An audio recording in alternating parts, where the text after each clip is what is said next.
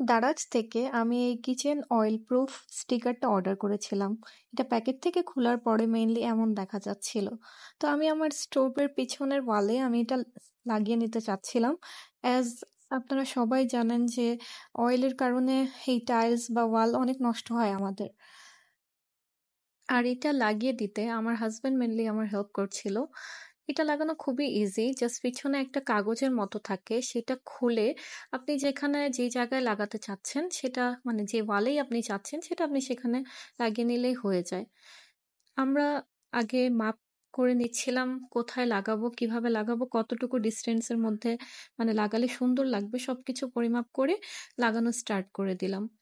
তো আমরা লাগানোর সময় বুঝতে পারলাম যে এটার কোয়ালিটি অতটাও ভালো না। কারণ এটা গ্লুটা না পিছনের ইজিলি লাগছিল না ওয়ালের সাথে।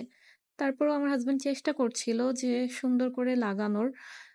যখনই সে চেষ্টা করছিল কেমন জানি এটা ভাঁজ পড়ে যাচ্ছিল। এক্সাক্টলি ঠিকমতো লাগছিল না। তারপরে সে না পারতে হচ্ছে একটা কার্টুন নিয়ে আসে, যেটার সাহায্যে সে ঘষে, ঘষে মানে জিনিসটাকে লাগানোর ব্যবস্থা করে। তো সেইটা অনেকক্ষণ করার পরে আমরা সাকসেসফুলি এটা লাগাতে পারি।